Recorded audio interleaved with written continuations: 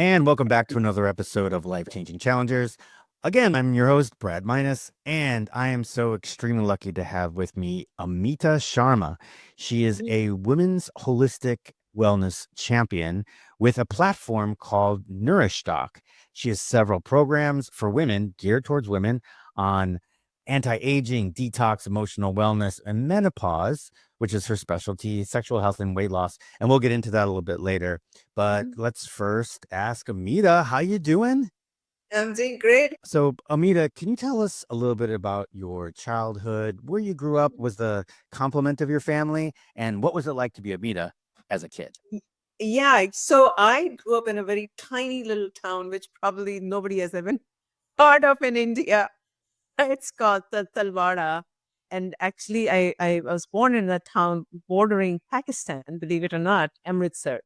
This town is so tiny, even now, if I tell anyone, nobody even knows in India as well, because it had a dam and there's just a small community of engineers who are trying to take care of the dam. And that's where I grew up as a kid. And I was sent to boarding school for almost 10 years at age 13. Yes, it's very different at that time.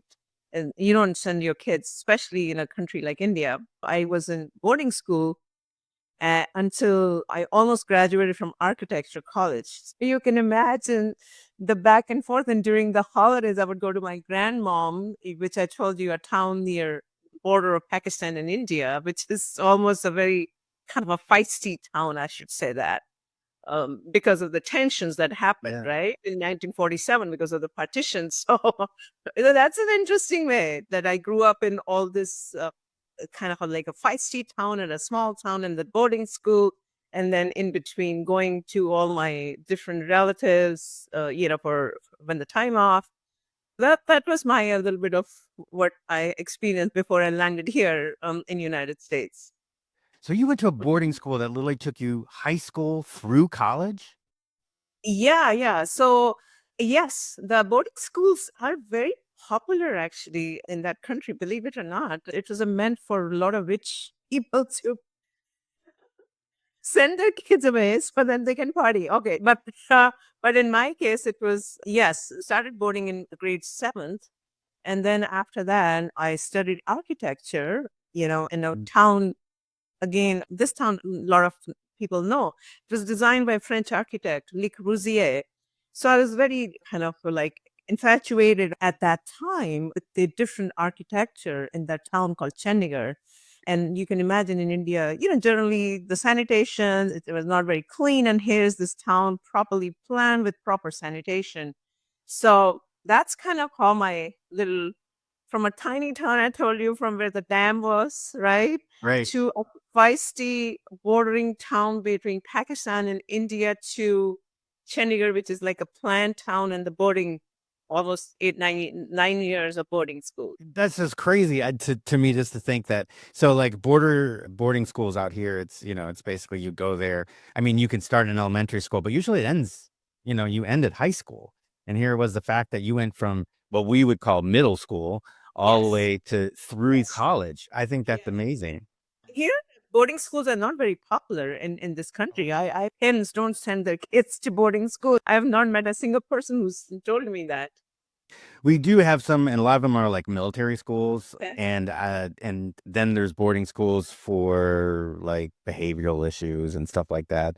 But they're Okay. not, they're not meant to be Normal boarding school, permanent right? like Yeah. yours, but they're It's there. very common. It's very common, by the way, in that country. It's British. It's a kind of a British thing that Yes. was inherited from British. Because in British, if you look at it, they send their kids to boarding schools, right? If you watch any of the BBC. Right. You have siblings, Yes, I have a younger sister. and are you close? Uh, she's 6 years younger to me, and she lives in Florida. So I think the boarding school and all that, the age difference does Right. make an impact, but still, yeah, but maybe close, but not the way siblings, that if you grow up together, it's different, right? Yeah, yeah, that's what I was gonna ask. Was that she end up following in your footsteps and going to boarding school as well? No, no. Yeah. Okay. Okay, so you finished up with a degree in architecture? Yeah, I studied architecture, and in fact, I came here to UC Berkeley. I studied environmental engineering and landscape, urban planning, believe it or not. And here I am, holistic wellness champion. That we've all gotten there. I'm an Yeah. endurance coach and I have a communications and an IT degree. So what was your first job working as an architecture? So I worked for a year in India as an architect. Actually, at that time, the country was upcoming. And then I came here, and even here in Palo Alto, for Silicon Valley execs, I did quite a few custom homes, big custom homes, right? Because the money, right? Oh yeah. Architecture follows money. That's just the way it is everywhere in the world. So rich people can only afford architects.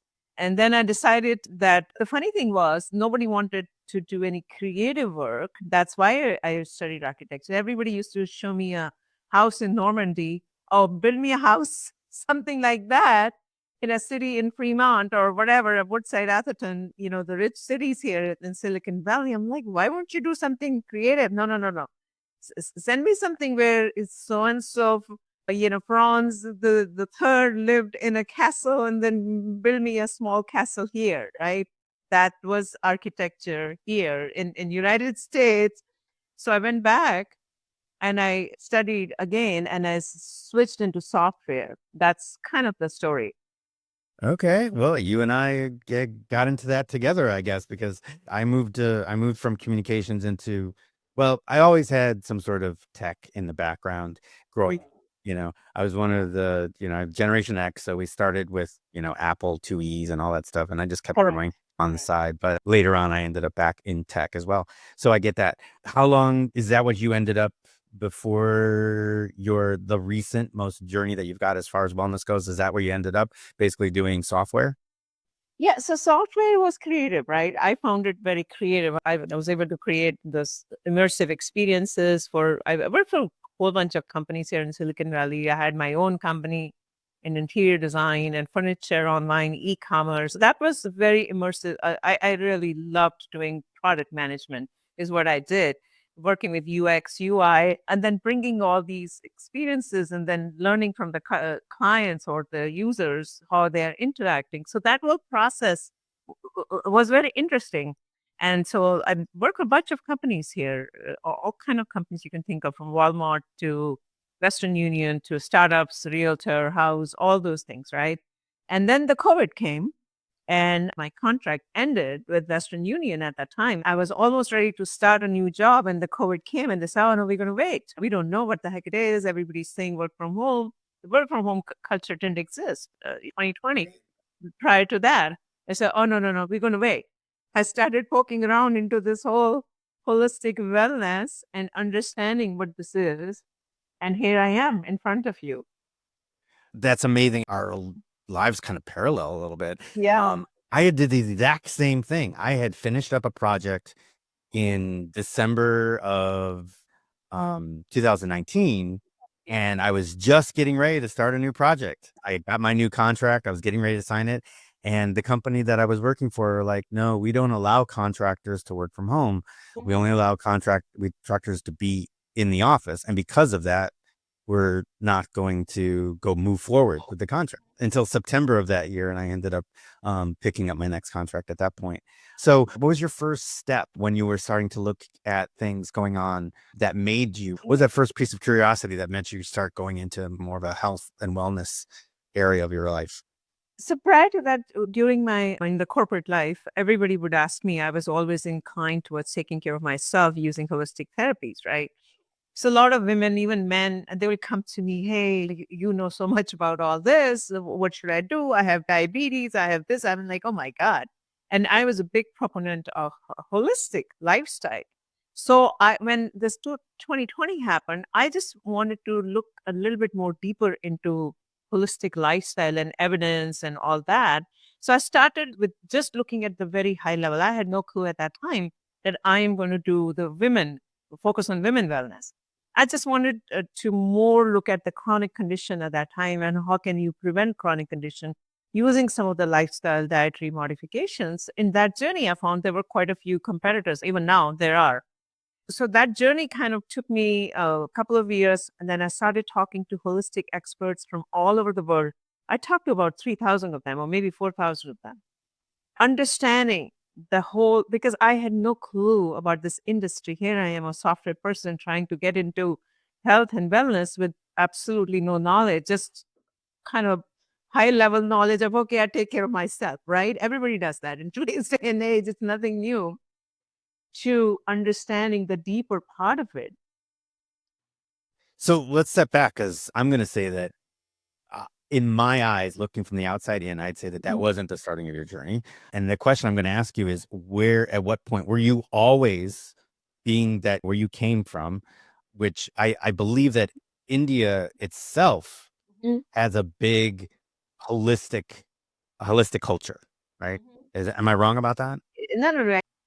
Okay, so did it start? Is that how it started? Actually, is you growing up, you being in that culture, and that's how you started with the holistic, or did that end up starting somewhere else because of a certain situation or a symptom or something? So India at that time, right, was trying to become a modern country. So Ayurveda, so people who did Ayurveda were kind of not respected as someone who was a medical doctor. So India is becoming modern. India is trying to shun their tradition. They're trying to look westward, and they're not looking into what they have, the plethora of gold, all these things. Oh, who wants to do Ayurveda? Who wants to do yoga? Who wants to do homeopathy or whatever? They were looking for medical doctors. So I don't think it happened. India was anti all this, right? And I'm talking, 90s, right? Somewhere around that time frame, right? So it has changed since then. Now the whole world knows about yoga. We know that, right? But so my thing actually started because I went to boarding school, as I mentioned, and in that boarding school, it was almost like a military school because it was run by the management. They were ex-army, all of them. So we had a very, very regimented schedule every single day. You've got to exercise 3 hours. You have to eat well. You have to do this. You have to do that. I think it's the diet part started and the exercise part started at very young age in the boarding school because that was a big discipline school that I went through. And it always stuck with me that I have to take care of myself, right? There was a lot of emphasis on we had an in-house dietitian. Nobody even knew what the dietitian is at that time in India. And we had an in-house nutritionist, a dietitian who would design the meals, and we would have balanced meals every single day. All those things was just like they were training athletes for Olympics. I mean, literally, it was like that, right? So I think my awareness of that started at a very young age. And then I kept carrying on. I kept it with me, along with me, right? I never paid attention, it became my lifestyle. But then the actual thing I think started when I was working for corporate and I started experiencing symptoms, perimenopause symptoms, which I was completely clueless. What the heck is perimenopause? Either, oh, I'm still young, I was 40. I'm not hitting menopause. I started getting all these symptoms and it just completely made a mess of me. I couldn't function. Literally, because you're having hot flashes, and then at night you can't sleep. In the morning, you're groggy, brain fog, you can't think, and then you're not productive. So it's a vicious cycle that happens to women, and it happened to me at that time as well. So I think that's kind of the two things, kind of, if you connect the dots, that's what started.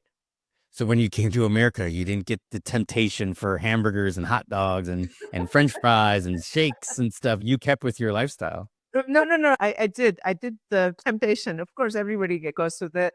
But the funny thing was, that I would eat the hamburger and I would feel bloated. And I was like, oh my God, what the heck is inside this thing that I just could not eat any of the processed food from day one? That was the problem. As if something is wrong with my body that everybody enjoys the hamburgers. I could not because I would get not sick, but I would be bloated like for 3, 4 days. And I'm like, oh my God, I can't even eat anything. So out of that, I had to resort to healthier food that is not processed. And I always got into the habit, even here, trying to, even though I was going to school, but trying to eat healthier, fresh as much as I could. So I resorted a lot to lentils, beans and lentils, and I'll soak them up overnight. And in the morning, I'll boil it and then put some onions and tomatoes and like a curry, right? Yeah. So I resorted a lot to those curried lentils because sometimes fresh vegetables or whatever. So that's how I survived here because I could not eat outside, the processed food outside. And it's interesting that okay, so you went back to the way that you're used to eating, yet you still ended up with the symptoms of premenopause. Yet you were already eating fresh, you were eating non-processed, you were eating all the stuff we say that will help you. Yeah. Yet you were doing all that, but you're still ending up with the symptoms. What did you do? What did you finally find out about the premen and the symptoms that you could, at least help? Yeah, so I think at that time I was very, very stressed out. I think stress can exacerbate the symptoms. And also I had put on weight at that time. I was not as healthy from a weight point of view because I'm trying to, you can imagine the Silicon Valley lifestyle. It's very fast paced. You have go, go, go. You have barely any time for exercise. So I did not exercise as much as I would have liked at that time, is what I'm saying during the perimenopause phase of my life. And so if you put on weight, you're not exercising and you're eating on the go and you're stressed out, all these things can add, right? And then probably some inflammation inside my body of something which I did not understand can add to the symptoms, right? During this whole phase, when you get busy, you're not taking care of yourself as much as I was able to when I was much younger, is what I'm saying. Right. Right? That makes perfect sense.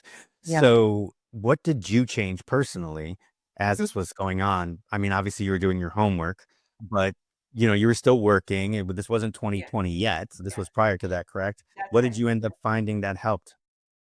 So I had to change again. I had kind of deviated from my original whatever I was used to, in high school, as I told you.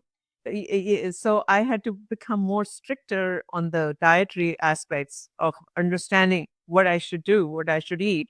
And I was not incorporating more fresh fruits and vegetables as much as only focusing on the lentil. Started doing that and I started exercising more to keep up because I needed to lose weight, right? And the weight was also causing all these symptoms. There's a clear data talks about the overweight and the symptoms of for perimenopause, menopause.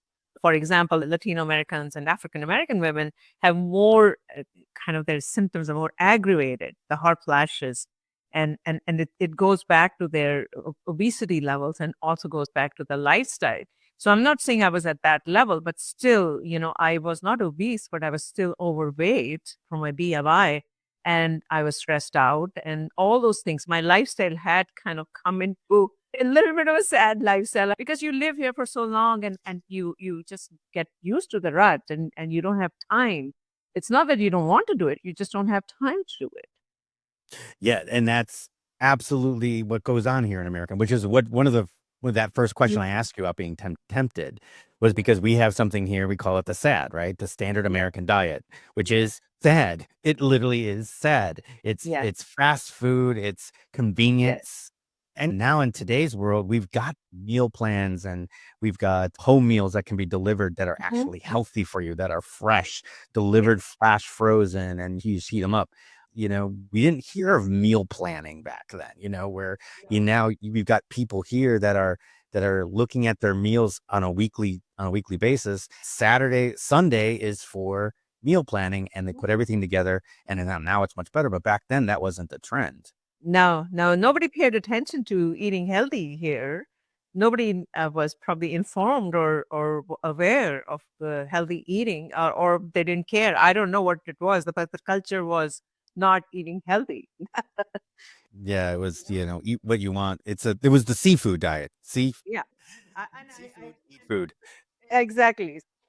So, well, and you are, case study for the perfect way of thinking about it. I need to ask you because I'm very curious about this, how you talked about, Latino versus Indian versus white versus Yeah. or black women having Mhm.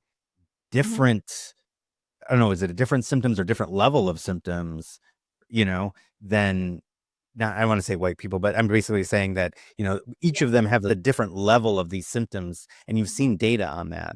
What did you find as far as that goes? Just a little bit on the difference between the different races.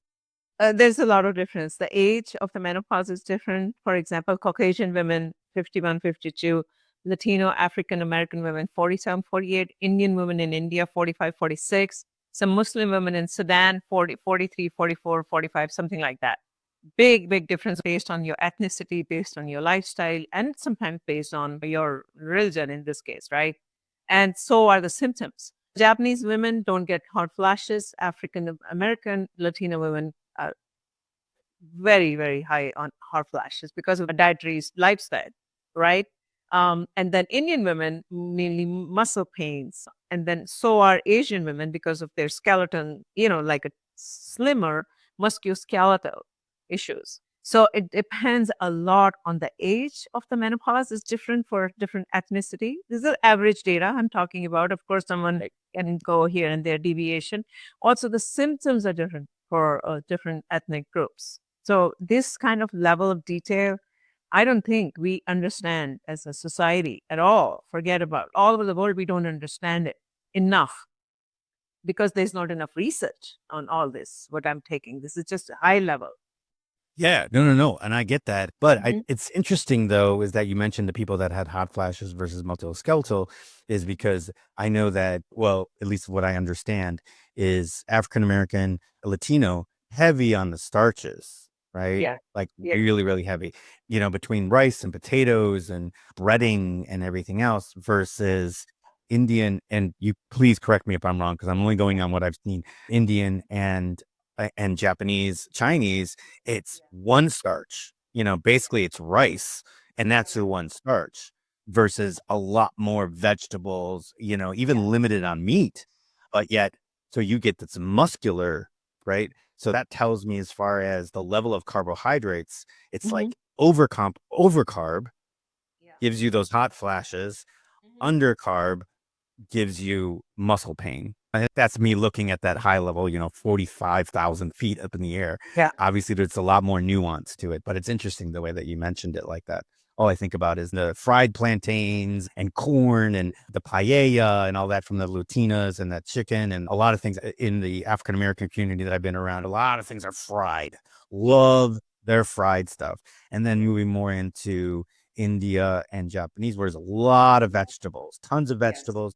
India uses more lentils and beans. Japan does not. They're more soy and dame and things like that. So it's an interesting study. I would be super interested to find out how that goes. No, it is fascinating. So let's move forward to now 2020. You're in the aspect of COVID. You're talking to these experts. How did you end up looking and deciding that, hey, you know what? I can really do some good with this and starting your business? Yeah. So, like I said, I spent a couple of years just, it was sort of like a podcast, not a podcast, but it was like an FB live that I ran, or, kind of did experts from all over the world. During my journey of talking to them, there was a lot of women. Most of them I interviewed were women, and almost 90% of them were mid-aged women. It just so happened. Even the men were mid-aged because I think, look at us, right? We change up careers, you know? You've tried something, now you want to do something you really love, and now you're trying to find meaning of life, and there it is, holistic or whatever. Most of them would talk about their journey into menopause, perimenopause, and how cool as they were. This is crazy. Nobody knows about all that stuff I heard. I kept hearing, and I'm trying to figure out what should I do within the holistic umbrella, and if it makes sense for me to do it, or should I go back to my consulting? Right. That's kind of where I was, and I'm just curious. And then I realized that hey, here it is. I went through hell in my journey. Here are all these women talking about it.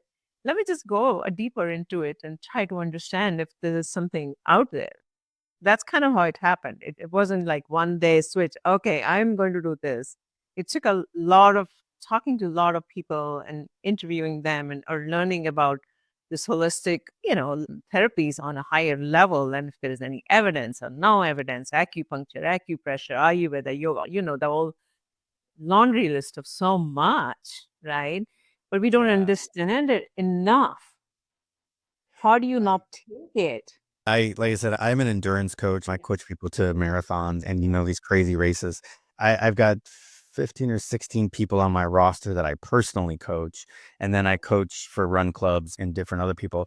But my personal clients that I coach one-on-one into these crazy races, I end Yeah. up with those same exact things. And the mean of the age group is in the 50s, right? Most of the people Oh. that I coach are over the age of 40, and the mean age is like 55.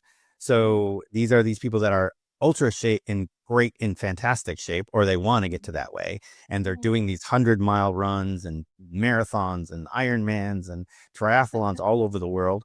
Wow. And so it comes in with different. And I've actually, I've had some women that have actually gone through menopause as they're an endurance, as they're an endurance athlete. So minimal fat, right? Like their their bodies have, minimal fat percentage, and their cardiovascular system is off the charts.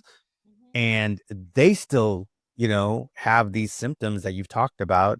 And a lot of them actually end up with them in a much, much more persistent and higher pain threshold, just for the fact that, and mostly is the muscle side, right? And I've seen that, right? So I literally have found, that we've changed diet and I've changed their program in accordance with what's going on in their Yeah. lives as far as peri and post menopause. And it's a very interesting subject.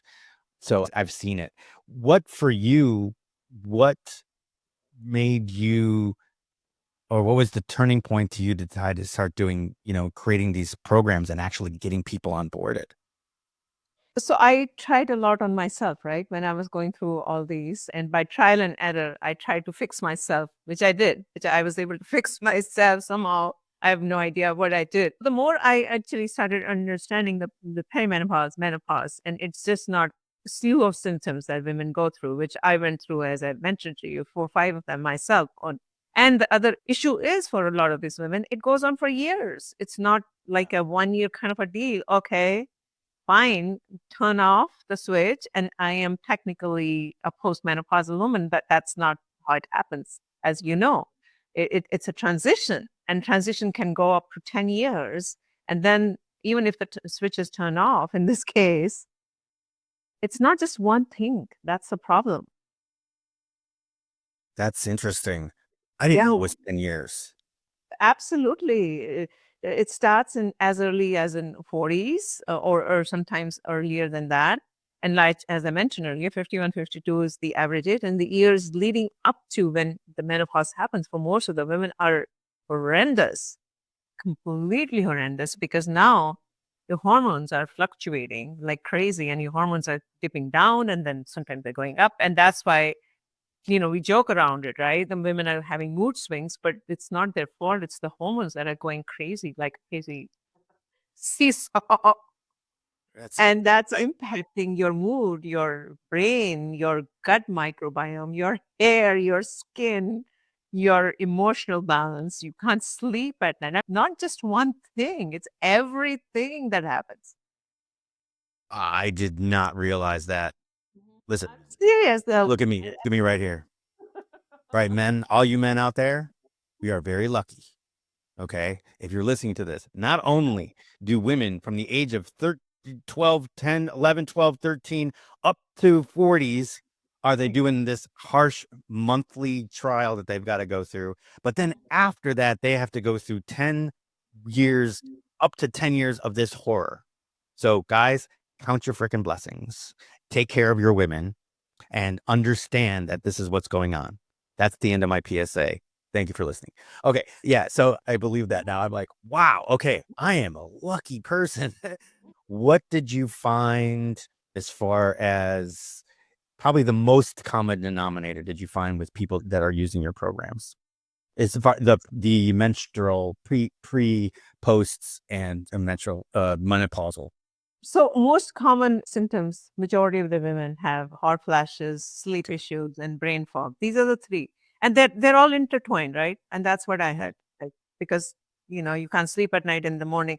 So these are the most common. But Interestingly, during my research, right, I also found that loss of libido is also one of the symptoms in women.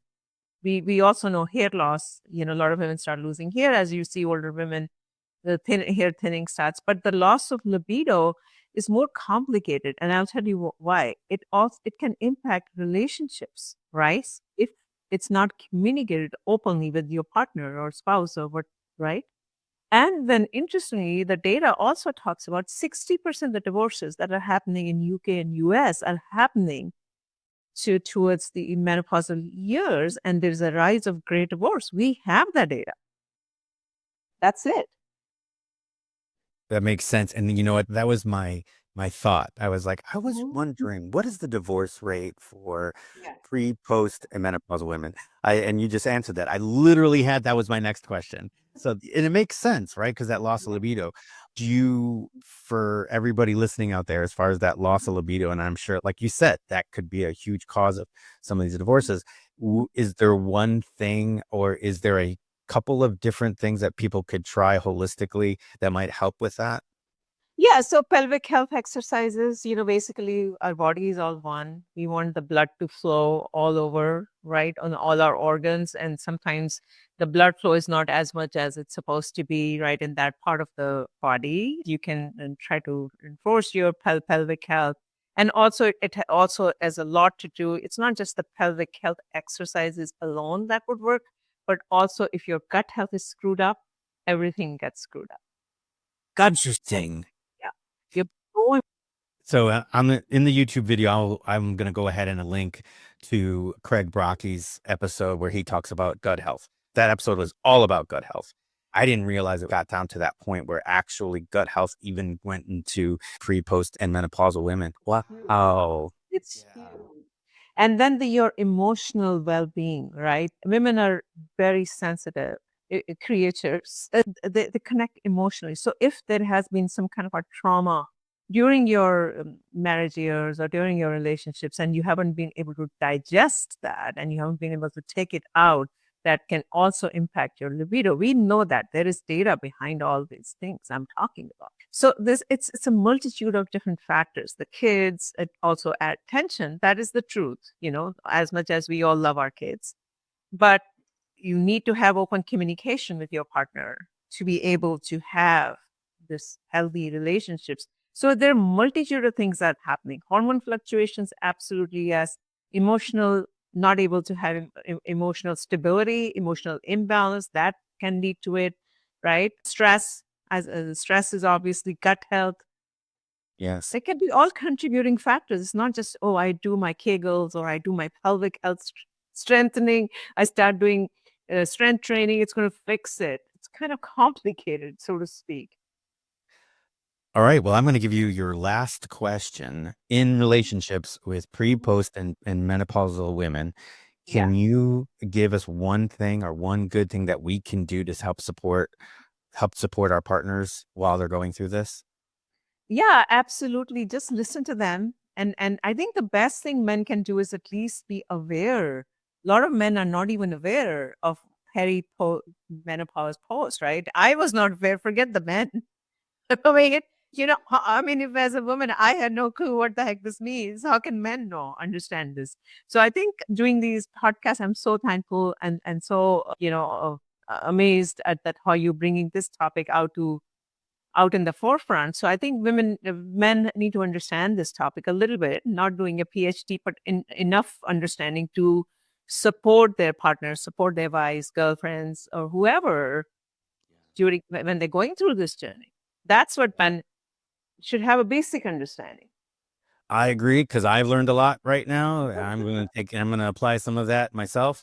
Interesting. So I just want to talk about Amita Sharma, and she has a whole bunch of programs, and they're great programs called nourishdoc.com, nourish.com. That will be put into the show notes. If you go onto the website, at the bottom in their footer are all of their socials. And I'm going to go ahead and I'll link those also in the show notes. Amita, I really appreciate everything that you do. And I think these programs are amazing. And I wish you all the success in the world because I think this is something that definitely needs to be looked at. And you could save some marriages, save some women. And I really appreciate everything that you do. So I'll go ahead and put all that stuff in the show notes. For the rest of you, if you're watching on YouTube, please go ahead and hit that like, subscribe, and the notification bell so you'll always know when we're dropping a new episode. If you're listening on Apple or Spotify or any of the other podcast directories, please go ahead and leave a message on Spotify. That they got the new comment section, right? But they also have reviews. And if you can leave us a review, and you know what? I don't care if it's good.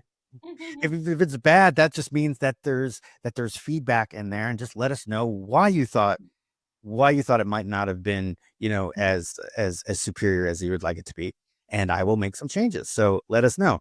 Other than that, again, for my guest, Mita, and myself, Brad Minus, thank you so much for listening. We will see you in the next one.